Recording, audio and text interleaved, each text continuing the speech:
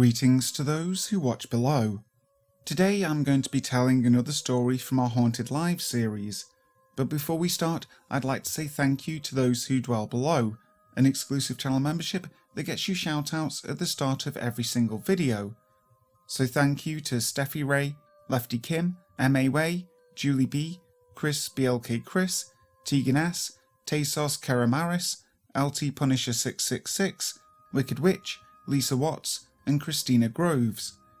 If you'd like to join them, you can check out the link in the description box. Also, if you haven't already, please make sure to subscribe to the channel, hitting that notification bell so that you never miss a video. But for now, sit back, relax, and enjoy. The Demon in the Basement by Dobie Fan 1987. I'm a female, and I was 23 years old at the time of this story. These events took place in 2010, and I finally thought it was time to share the story of the horrifying events I went through with the demon in the basement. At the time, I'd been on the lookout for a new place to live, as my roommate had a cat, and I could no longer deal with my allergies. When I moved in with her, I was living in a dingy motel room, so having a roommate in a proper house was a serious upgrade. I thought the cat wouldn't be too much of an issue, but it was not to be. Being an animal lover, I could never even think about suggesting to someone to get rid of a beloved pet, so I opted to move out instead. I'd been searching for a new place for a couple of weeks when I came across an ad on Craigslist describing a room for rent on a waterfront property. It was surprisingly affordable, and I was very intrigued. There were no photos on the ad, but the address was pretty close by. So I took a drive over to the place to take a look, and the property was beautiful. It definitely looked lived in and well maintained, so I called the number on the ad later that afternoon to make an inquiry.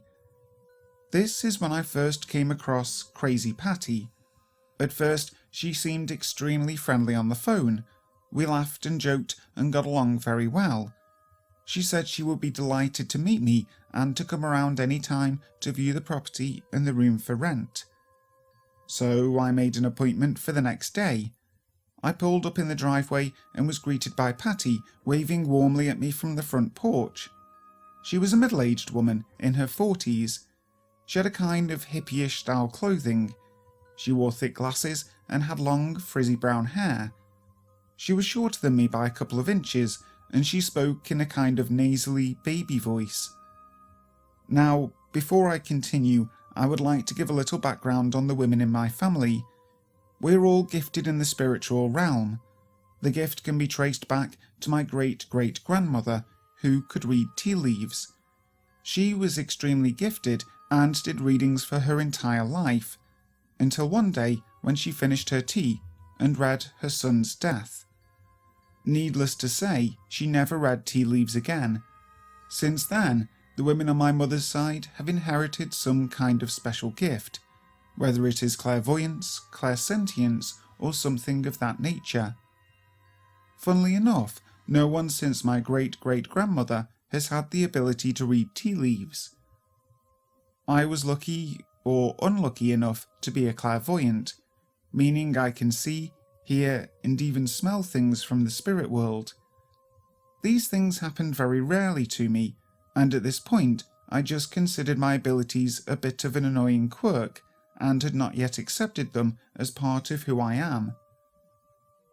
Even though I was aware of my gifts in the spirit world, I was still a very skeptical person, and I always tried, and even wanted, to find rational explanation for things before I came to any conclusions about any kind of spiritual activity.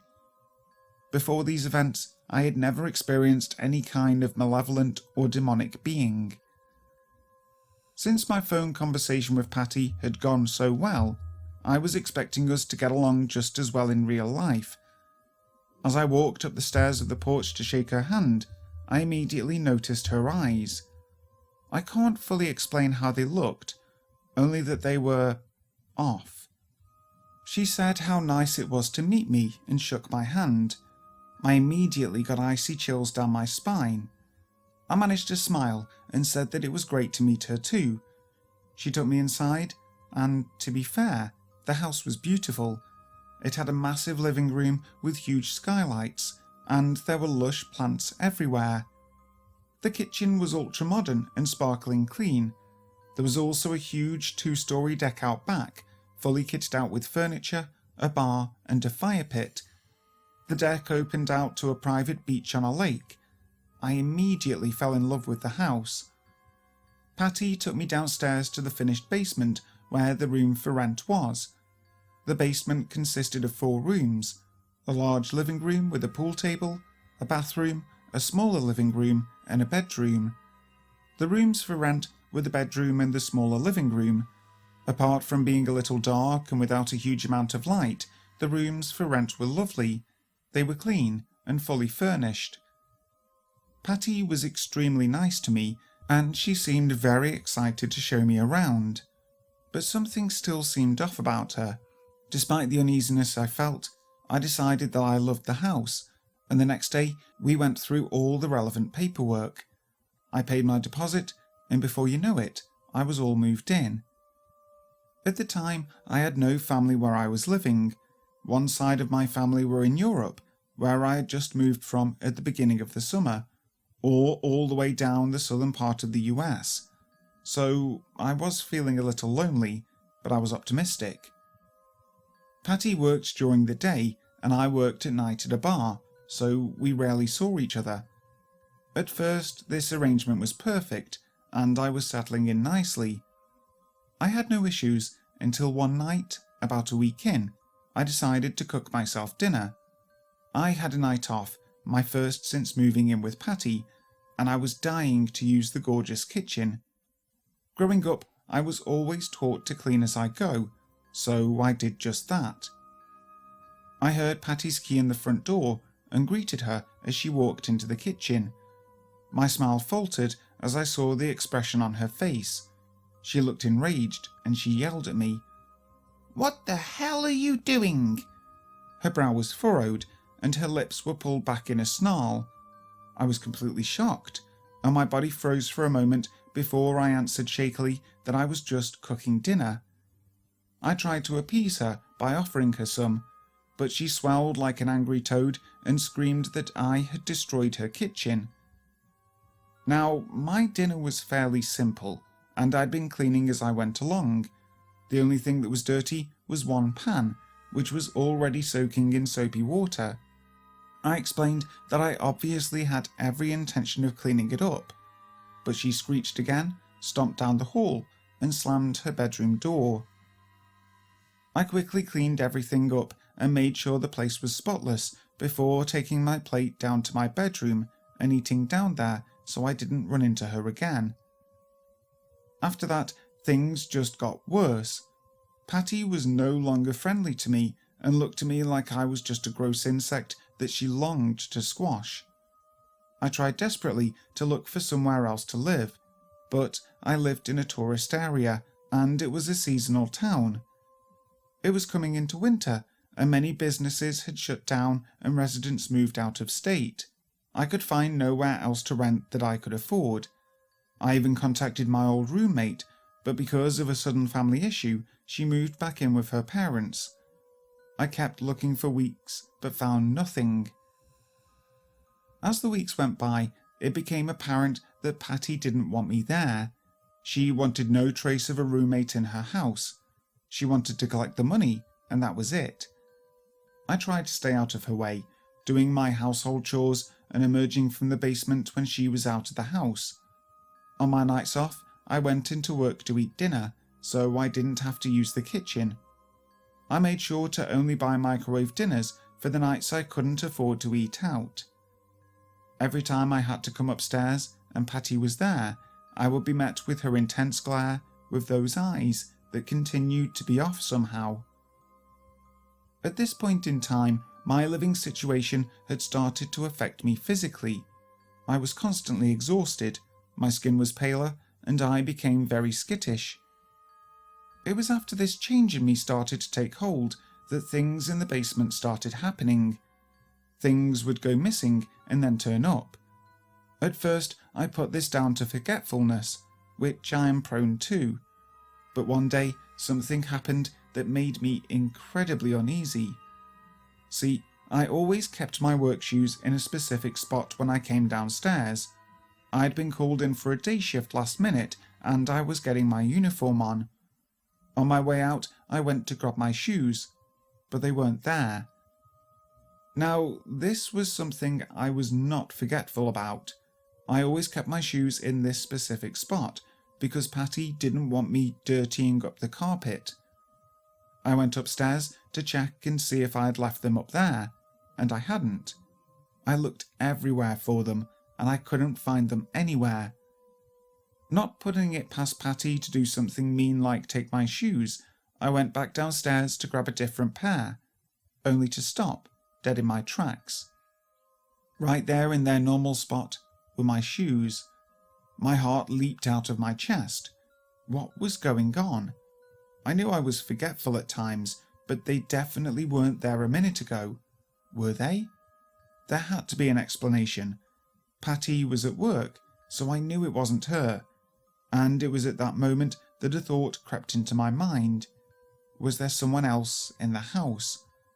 Terrified, I grabbed my shoes and ran upstairs. I grabbed my keys and immediately left the house, locking the door behind me. I wondered if I should call the police, but what would I tell them? That I found my work shoes right where I left them? I thought about telling Patty, but the thought of telling her that something had bothered me like that would only give her ammunition to torment me further. So I didn't tell anyone.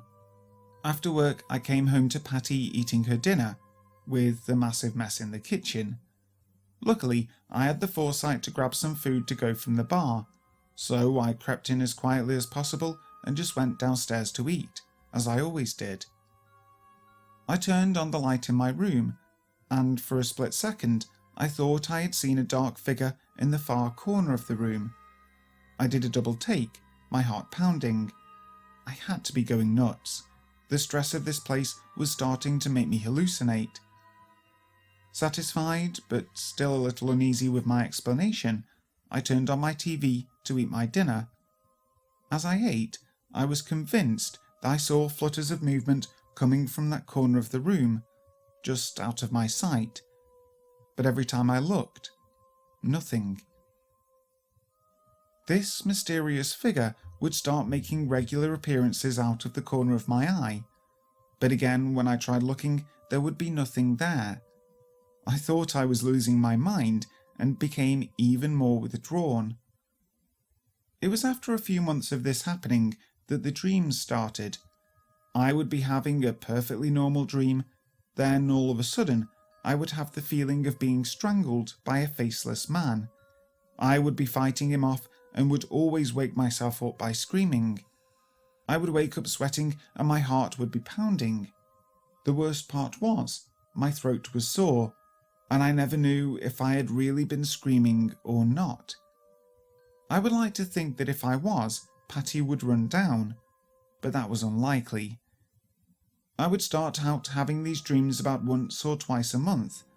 Then, as it came closer to the fall and the following year, they started happening more regularly.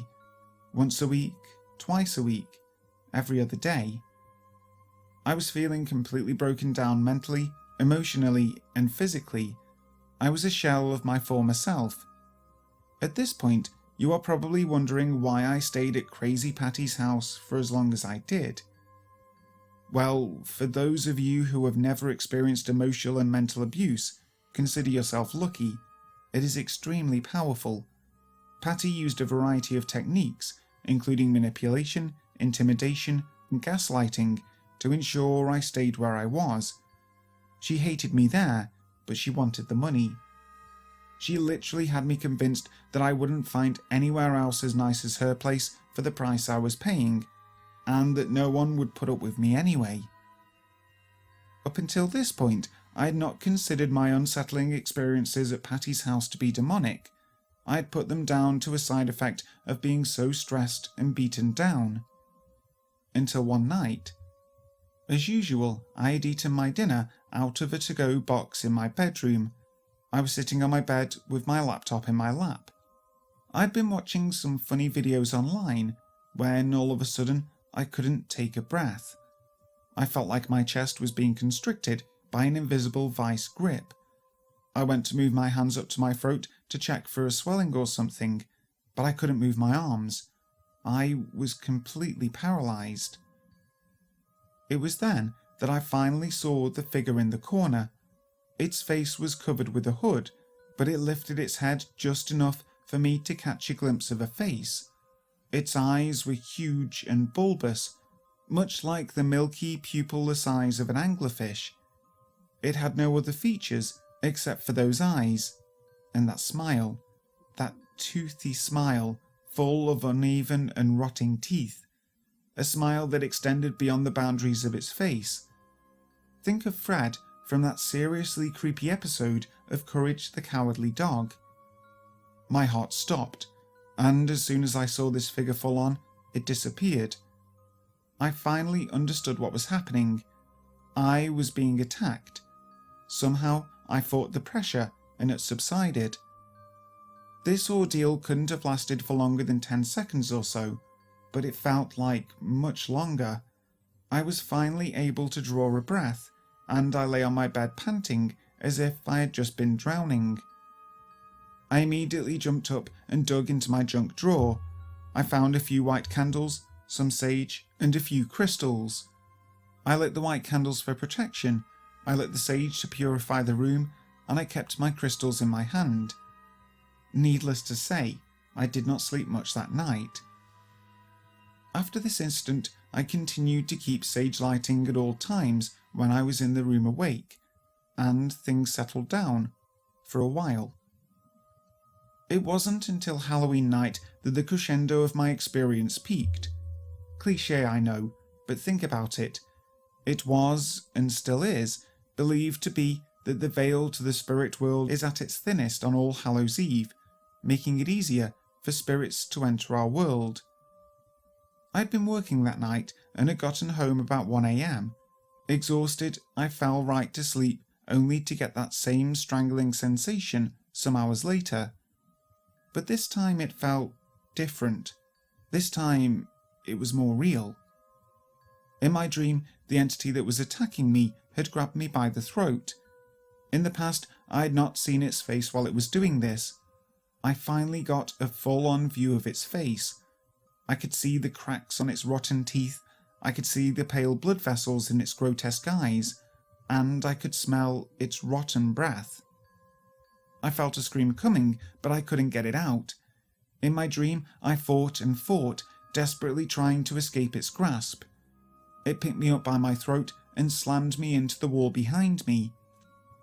I kept fighting with all my might until I finally woke up. I was sweating and panting, and tears were streaming down my face. I looked at the clock. It was only 3 a.m. But as soon as I looked at the clock, my blood froze in my veins.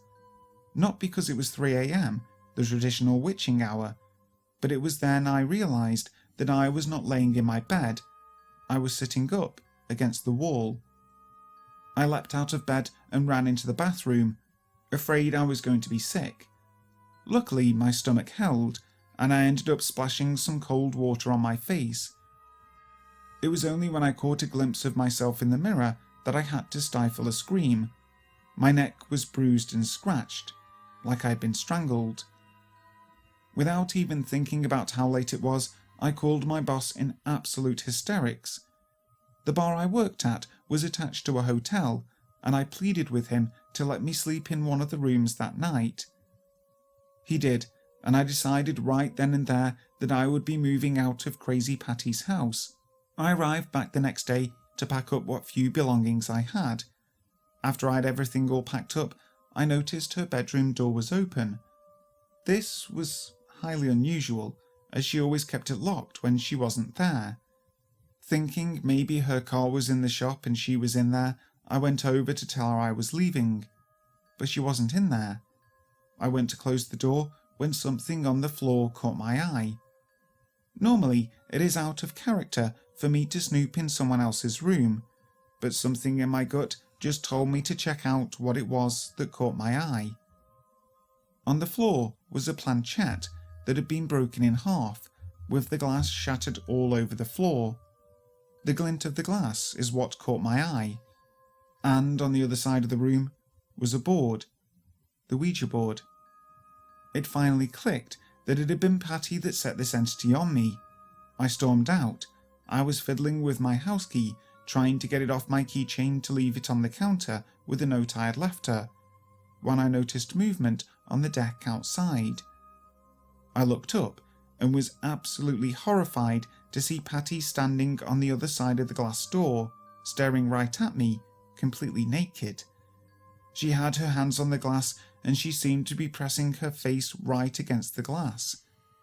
That's when I noticed her eyes. Her eyes had always been off to me, but I finally understood why. Instead of her usual slightly off eyes, staring right back at me were the milky bulbous eyes of the entity. I quickly turned around, ran to my car, and tore out of the driveway to never return. Things got better after that.